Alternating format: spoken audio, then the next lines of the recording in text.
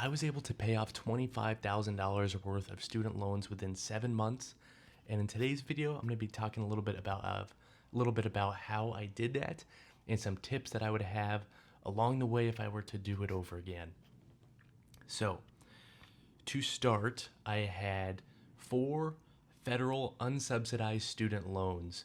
The difference between a subsidized student loan and an unsubsidized student loan is basically that for an unsubsidized one, you are paying the interest on it the whole time once the loan is dispersed, even if you're in school. So that is basically a difference between them. And the subsidized loan is where the federal government will pay for the interest during that time period. So that's a little difference between the both. So for mine, I was paying the interest. Well, the interest was accruing during that time when I was still in school. So let's get into the loan details. So in total, I had 4 loans. The first one was $6,500 with an interest rate of 2.75%. The second loan was $7,500 with an interest rate of 2.75% as well. The third loan was $7,500 with an interest rate of 3.73%. And the fourth loan was $3,437 with an interest rate of 4.99% for a grand total of $24,937.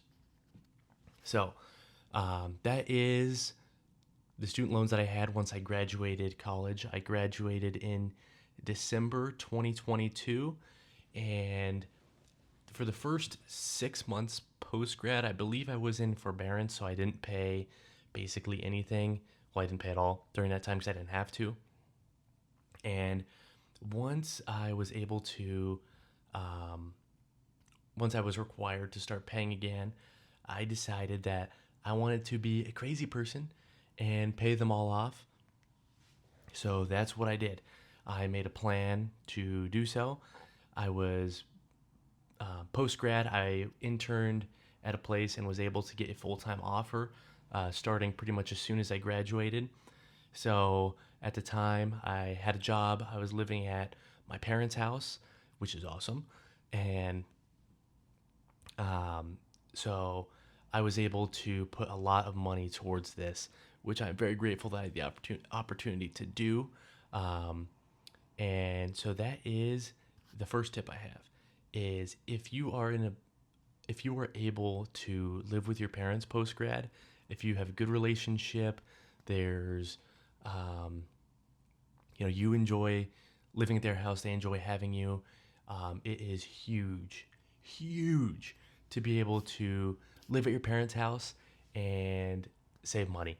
I know it sounds dorky, but that's what it takes sometimes to pay off debt. So and it just makes it easier to long term. I'm sure you'll be glad you did it. Looking back, that was probably how long was that? 3 years, almost 3 years ago. Am I glad I did that? Definitely, 100% without a doubt. So I was living at my parents' house at the time.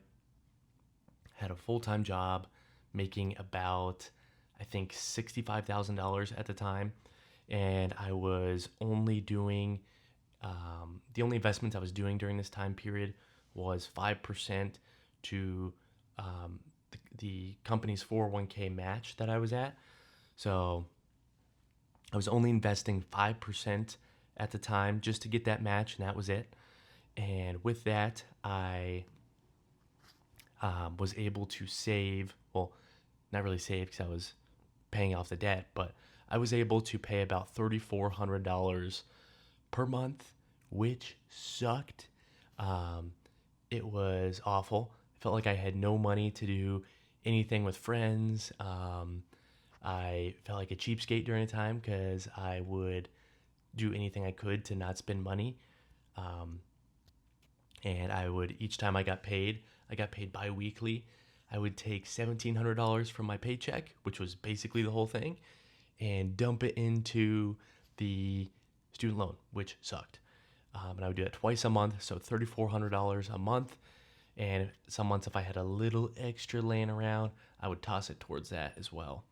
But if I was living in an apartment on my own or with a roommate at that time, there is no chance that I would have been able to pay this off as fast. So that's something that definitely grateful for. If you have the opportunity to do it, highly, highly, highly recommend living at your parents' house. Um, you know, toughen out for a few years. Some people might not like it, but everyone's relationship is different. But if you have the opportunity to do so, do it. You won't regret it. You could pay off debt, or if you're in a situation where you don't have any debt, you could invest a significant amount of money while you're living at home. So, it's not forever. You should move out eventually. You don't want to be, 50 years old, still trying to invest and save every dime and nickel you have. You don't want to be that guy either. So there's a balance between them, and you'll know when it's time. So that's how I was able to pay off about $25,000 in student loans in about 7 months. I was doing $3,400 a month, having basically no fun. Not going out, not buying Labubu's, not doing all sorts of stuff. But also with everything, you still got to find things to do. You could use your parents' Netflix account and watch movies for free on there. There's things you can do, but you also don't have to pay off your debt. Well, I take that back. Sometimes maybe people do, but this was the situation that worked best for me. And I know for a fact there's people watching this video right now that are thinking, dang, this guy put $25,000 into student loans with interest rates of 2.75 to 4.99 as the highest. He could have invested that money and had a much, much greater return just investing in like the S&P or something like that. And you're right. That is true. If this money was invested, it would have had a far greater result in the future. But the way I was looking at it at the time is I just wanted to be able to pay off this debt as fast as possible. I didn't want to have to worry about it anymore. I was living at my parents at the time, so it was just something I wanted to knock out so I could focus on my savings goals and investing goals that I wanted to hit. Now I'm at about 28% savings rate for investing. And in total, I'm at about, including my, putting money aside for savings, I am at about a 45% savings rate in total. So in another video, I could go into a little bit how I do that. But for this one, that is all I have. And if you learned something new, make sure to subscribe or like the video. And yeah, that's all I have. And thanks for watching.